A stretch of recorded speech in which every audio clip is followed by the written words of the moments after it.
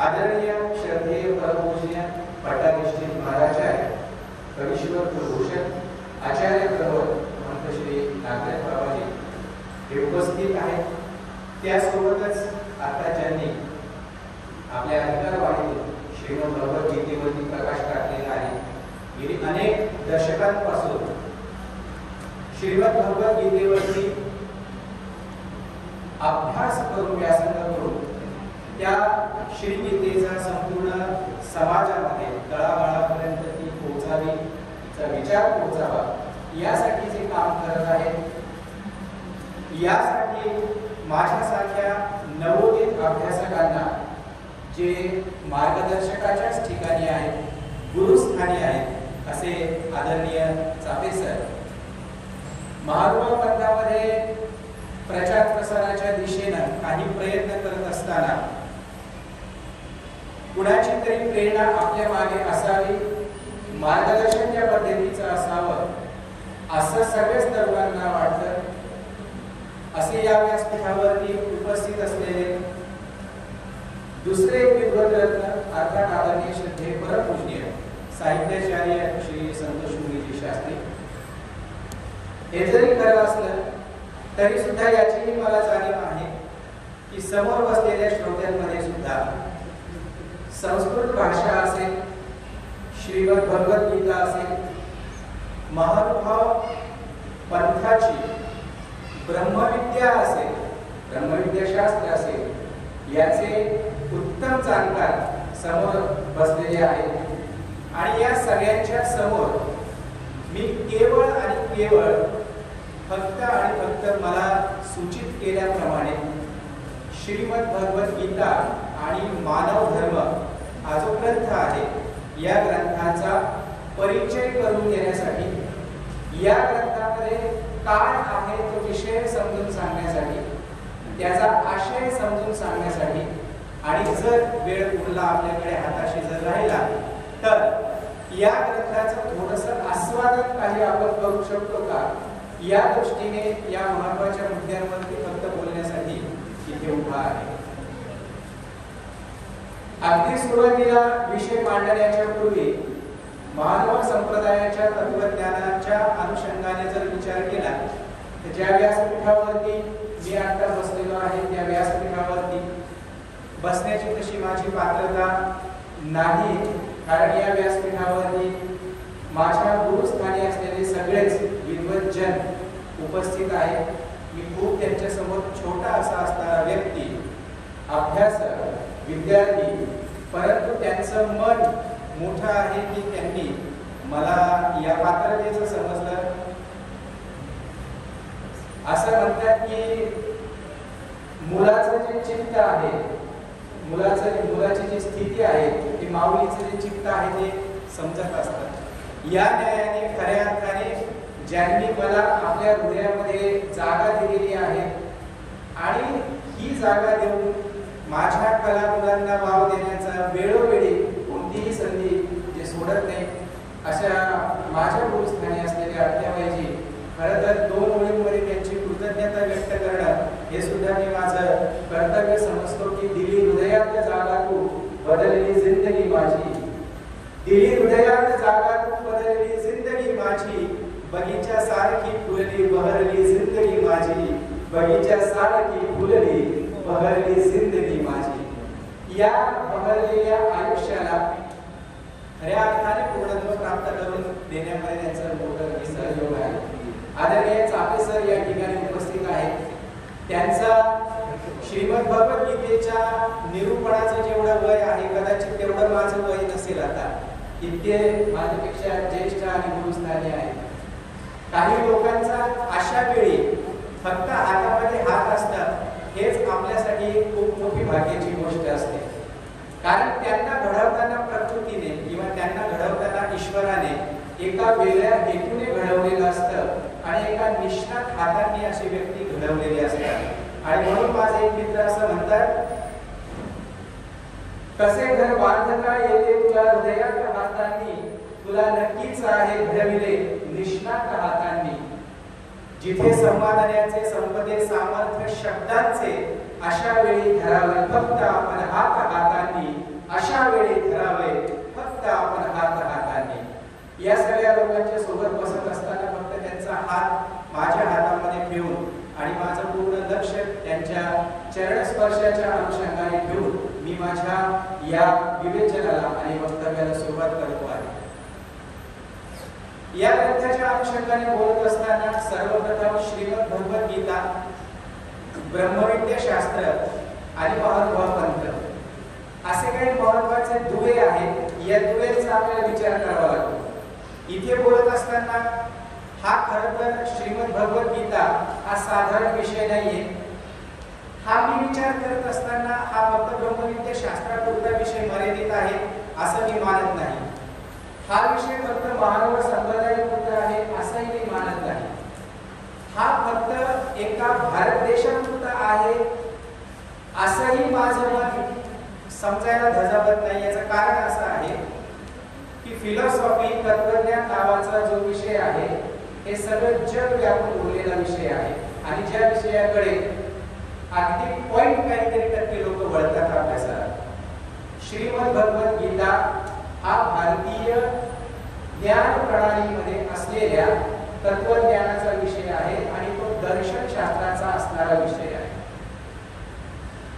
श्रीमद भगवद्गीतेचा अभ्यास आपण अभ्यासक म्हणून सुरू करू शकतो, परंतु श्रीमद भगवद्गीता समजून जर घ्यायची असेल तर मात्र आपल्याला दर्शन शास्त्राकडे आधी जावं लागतं. दर्शन शास्त्राकडून जर आपण गीतेकडे गेलो तर मला असं वाटतं की गीता ही आहे त्याच्यापेक्षा खूप वेगळी आपल्याला दिसते. आणि मी या आजच्या बोलण्यामध्ये या गीतेचा, या ग्रंथाचा परिचय करून देत असताना त्या दृष्टीने बोलण्याचा, त्या दृष्टीने तुम्हाला नेण्याचा आणि मी स्वतः जाण्याचा प्रयत्न करणार आहे. जर मला असं वाटतं की आपण या सगळ्या शृंखला तोडून फक्त दर्शन शास्त्राच्या अनुषंगाने जर गीतेकडे गेलो तर एक वेगळ्या प्रकारची गीता शास्त्र किंवा गीता जी आहे ती आपल्याला निश्चितपणाने अनुभवायला मिळू शकते. आताच चापे सरांनी काही महत्त्वाच्या गीतेच्या तत्वज्ञानाचा उल्लेख केलेला आहे. त्याच्यामध्ये चापे सरांनी आवर्जून नाव घेतलेलं आहे कर्मयोगाच्या दृष्टीने ज्यांनी गीतेकडे पाहिलं आणि कर्मयोगाला महत्त्वाचं स्थान देऊन श्रीमद भगवद्गीतेची मांडणी ज्यांनी केली असे लोकमान्य टिळक यांनी गीता रहस्य लिहिलं. एक महत्त्वाचं नाव आहे. सर त्यांचे शिष्य आहेत श्री पांडुरंगजी शास्त्री आठवले यांनी एका वेगळ्या दृष्टीने गीता मांडण्याचा प्रयत्न केला आणि त्यांना खूप मोठा प्रतिसाद आपल्याकडे या समाजामध्ये मिळाला. या व्यतिरिक्त या श्रीमद भगवद्गीतेवरती विविध आयुष्यभर प्रवचने करण्याचं काम आचार्य विनोबा भावेंनी केलेलं आहे. त्यांचा सुद्धा आपल्याला इथे विचार करावा लागेल. या श्रीमद भगवद्गीतेवरती मानसशास्त्राच्या दृष्टीने, तर्कशास्त्राच्या दृष्टीने एक वेगळा प्रकाश टाकण्याचं काम आचार्य रजनीश यांनी गोष्टी केलेला आहे. त्याचा सुद्धा आपल्याला काही लक्षात त्या गोष्टी घ्याव्या लागतील. योगी अरविंद हे भारताच्या तत्वज्ञानाच्या आणि विचारवंतांच्या शृंखलेतलं महत्त्वाचं असणारं नाव. त्यांनी श्रीमद भगवद्गीतेवरती जो विचार मांडलेला आहे तो विचार सुद्धा महत्त्वाचा आहे. एक संपूर्ण संप्रदाय गीतेच्या पायावरती उभा राहतो आणि आज या समाजामध्ये अत्यंत यशस्वी होतो असा इस्कॉन असा असणारा एक जो भक्ती संप्रदाय आहे.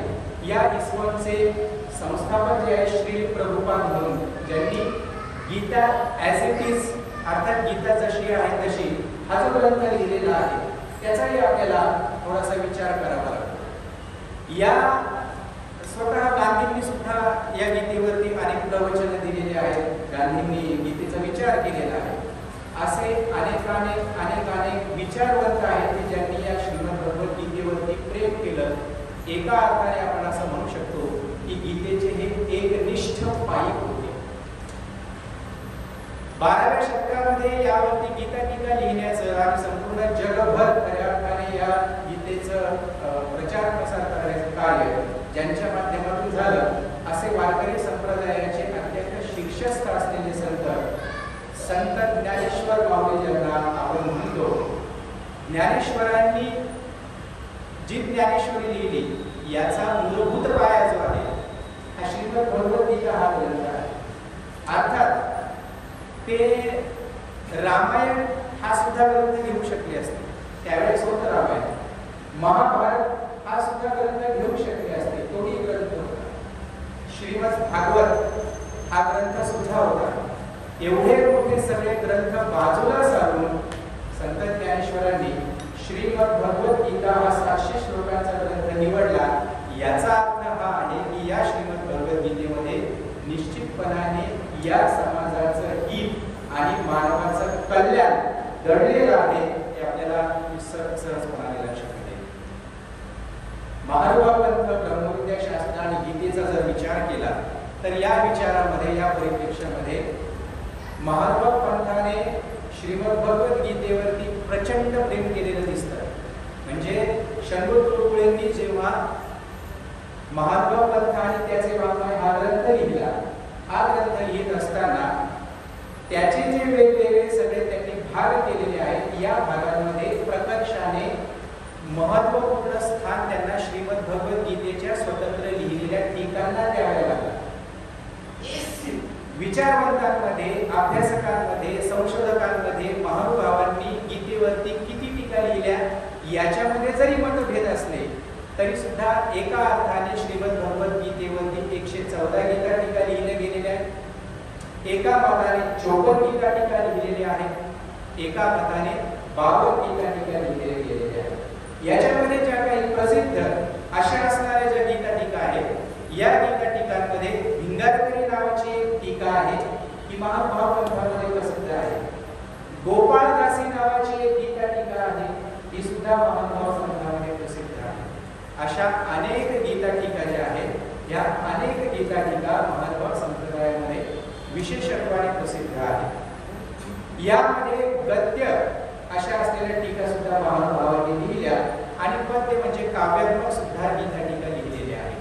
अशा वेगवेगळ्या पद्धतीने एका श्रीमद भगवद्गीतेकडे आपण पाहू शकतो. हे फक्त आणि फक्त ग्रंथाच्या दृष्टीने आहे. आपण आतापर्यंत हा फक्त ग्रंथाच्या दृष्टीने विचार केलेला आहे, परंतु ज्यांनी ही गीता निरूपण केली ते स्वयं भगवान श्रीकृष्ण महाराज जे आहेत, यांचं व्यक्तित्व जे आहे, हे व्यक्तित्व याचा आरसा जो आहे, हा सगळ्याच्या सगळा आरसा श्रीमद भगवद्गीतेमध्ये परावर्तित झालेला आहे. म्हणजे लीळा चरित्र ही जर सर्वज्ञ श्री चक्रधर स्वामींची वाङ्मय मूर्ती आहे असं जर आपण विधान करत असू, तर श्रीमद भगवद्गीता ही श्रीकृष्ण महाराजांची वाङ्मय मूर्ती आहे असं म्हणायला एक खूप मोठी जाग आहे असं मला वाटतं. आणि म्हणून पहिल्या अध्यायापासून विषाद योगापासून सुरुवात झालेली जी गीता आहे, ती अगदी संन्यास योगापर्यंत, नंतर 18व्या अध्यायापर्यंत येऊन पोहोचते. तेव्हा हा जो एक संदर्भ लावलेला आहे की दुःखातून सुरू झालेलं हे माणसाचं जे जीवन आहे, हे शेवटी संन्यासाच्या पातळीपर्यंत किंवा संन्यासाच्या पायरीपर्यंत पोहोचलं पाहिजे, हा सगळ्या दर्शनशास्त्राचा आणि हिंदू धर्माचा असलेला एक संदेश आहे. आणि त्याच दृष्टीने, त्याच मार्गाने श्रीमद भगवद्गीतेची रचना झालेली आहे असं आपल्या लक्षामध्ये येतं. आणि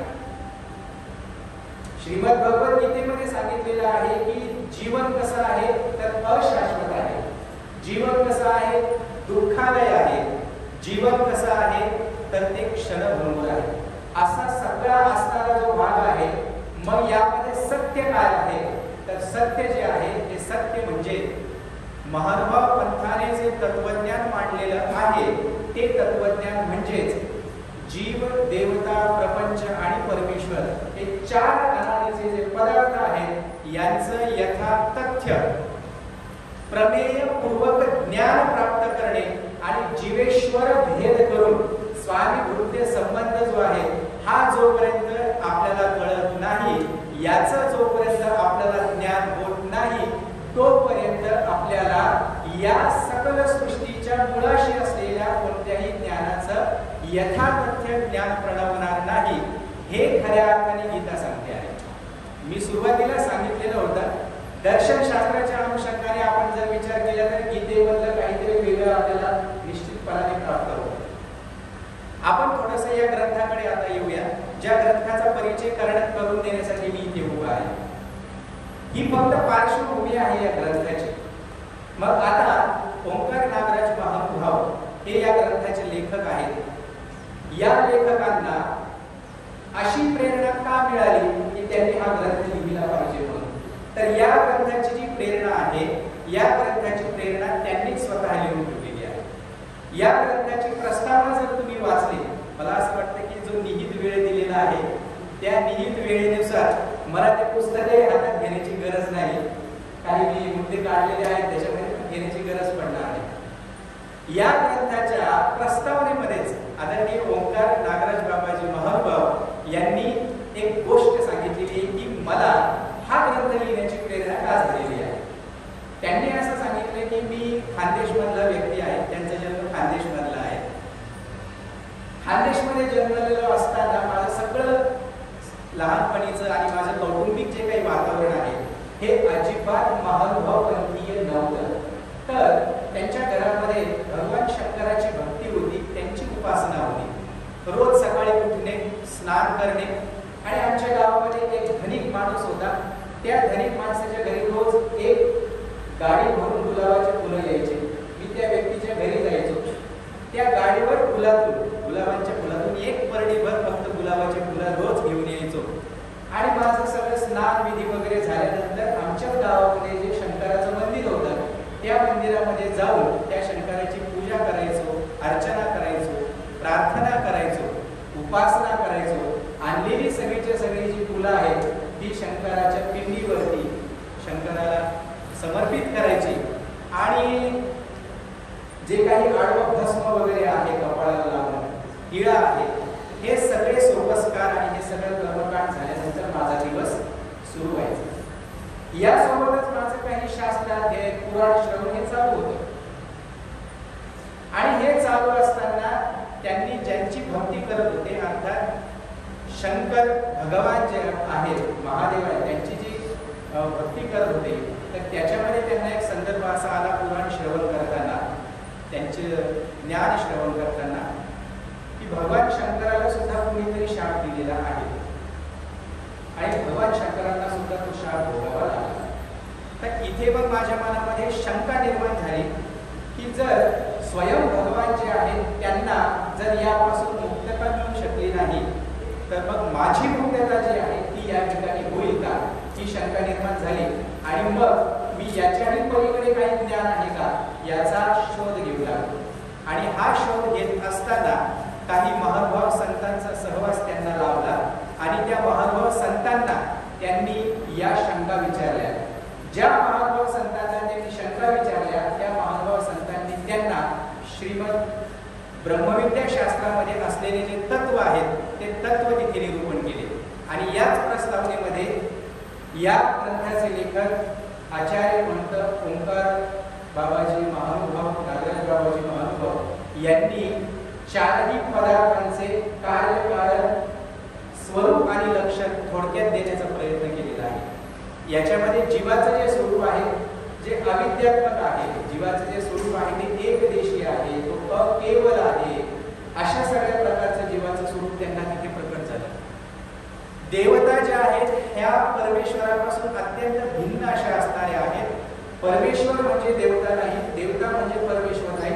81,00,00,10 एवढी संख्या देवतांची आहे. याच्या पलीकडे जे स्वरूप आहे ते आहे परमेश्वराचं स्वरूप. जीव झाला, देवता झाला, देवता झाल्यानंतर प्रपंच, प्रपंच हा जग आहे, प्रपंच हा अज्ञानी आहे आणि सुख दुःख विरहित असा असलेला प्रपंच. परंतु या प्रपंचाच्या संबंधाने जीव हा जो आहे हा भ्रमित होतो आणि आपलं जे काही कर्तव्य कर्म आहे त्याच्यापासून दूर जातो. हा सगळा असणारा प्रपंच आणि परमेश्वराचं जे लक्षण त्यांनी सांगितलं की मग त्याच्याकडे सर्व कर्तृत्व आहे. पण सर्व कर्तृत्व जरी असलं तरी सुद्धा त्याच्याकडे सर्व साक्षीत्व सुद्धा आहे. सर्व साक्षीत्व जरी सुद्धा असलं तरी सुद्धा त्यासोबतच त्याच्याकडे सर्व धर्मशून्यता हा सुद्धा एक महत्वाचा असलेला गुण आहे. सर्व शक्तिमान जरी असला तरी तो सगळ्यांना बघत असताना जीव या जीव जातीकडे पाहत असताना स्त्री अथवा भावे पुरुष असो या सगळ्यांकडे पाहताना तो सर्व समान दृष्टीने पाहतो. दान देत असताना तो सर्व समान दाता आहे. असं जेव्हा ईश्वराचं स्वरूप त्यांना उलगडलं त्याच्यानंतर त्यांनी ब्रह्मविद्येचा अभ्यास सुरू केला. ब्रह्मविद्येचा अभ्यास सुरू करत असताना कल्लूरचे जुने बाबा जे असतील, आणखी काही मेहकरकर बाबा, रणाईचे बाबा, मेहकर बाबा, त्यावेळेसचे तत्कालीन जे काही महत्वाचे महंत होते, या सगळ्यांकडून कुणाकडून त्यांनी आचार भाष्य शिकले, कुणाकडून महावाक्य शिकले, कुणाकडून सूत्रपाठ शिकले, कुणाकडून श्रीमद भगवद्गीता शिकले. असं शिकत शिकत शिकत आचार्य महंत श्री नागराज बाबाजी जे आहेत त्यांच्याकडून त्यांनी संन्यास दीक्षा 1956 मध्ये ग्रहण केली महानुभाव पंथाची.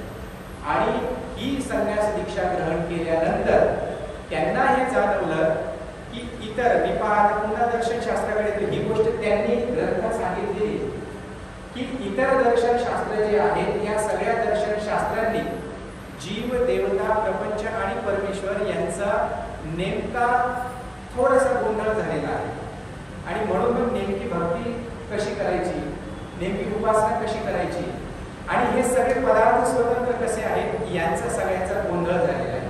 आणि हा गोंधळ सोडावायचा जर असेल तर यासाठी महानुभाव पंथाचं जे ब्रह्मविद्या शास्त्र आहे हे अत्यंत उत्तम असं असलेलं साधन आहे. ब्रह्मविद्या शास्त्र किंवा महानुभावीय दर्शन शास्त्र हे भारतीय दर्शन शास्त्रामध्ये स्वतंत्र असणारं दर्शन शास्त्र आहे. याच्यावरती संशोधन चालू आहे. चापे सरांना किंवा इथे असलेल्या सगळ्याच जे विद्वत लोक आहेत त्यांना सांगायला मला खूप आनंद होतो. भारतीय दर्शन शास्त्रामध्ये महानुभाव पंथाचं दर्शन शास्त्र हे स्वतंत्र आहे. याच्यावरती UGCने 2 प्रोजेक्ट पास केलेले आहेत ज्याच्यावरती काम चालू आहे. एक आहे महात्मा गांधी आंतरराष्ट्रीय हिंदी विश्वविद्यालयामध्ये एक प्रोजेक्ट चालू आहे आणि दुसरा प्रोजेक्ट सावित्रीबाई फुले विद्यापीठ पुणे विद्यापीठ पुणे या विद्यापीठाच्या अंतर्गत शेवगावच्या न्यू आर्ट्स कॉमर्स सायन्स कॉलेजच्या वतीने एक जो विषय चालू आहे, जो प्रोजेक्ट चालू आहे, त्या प्रोजेक्टचं नाव आहे की भारतीय दर्शन शास्त्र में महानुभाव संप्रदाय का तत्वज्ञान और सांस्कृतिक अध्ययन. अशा नावाचा जो प्रोजेक्ट चालू आहे, असे 2 प्रोजेक्ट चालू आहे. हे 2 प्रोजेक्ट पूर्ण झाल्यानंतर अगदी पुढच्या 1 वर्षाच्या कालखंडामध्येच भारतीय दर्शन शास्त्रामध्ये महानुभाव पंथाचं स्वतंत्र दर्शन शास्त्र आहे हे सिद्ध होणार आहे. त्याच्यावरती शिक्कामोर्तब होणार आहे. या गोष्टी आपल्याला यासाठी माहिती पाहिजे. आपण जर सर्वज्ञ श्री चक्रधर स्वामींचे अनुयायी आहोत आणि त्यांच्या प्रती आपण जर काही आपला अहोभाव असेल तर आपल्याला श्रीमद भगवद्गीतेकडे जाताना आधी या सगळ्या गोष्टी समजून घ्याव्या लागतात आणि मग नंतर तिथे गेल्यानंतर श्रीमद भगवद्गीतेला श्रीमद भगवद्गीतेचा चरणस्पर्श केल्यानंतर खऱ्या अर्थाने या सगळ्या गोष्टींचा उलगडा आपल्याला सहजपणाने होऊ शकतो.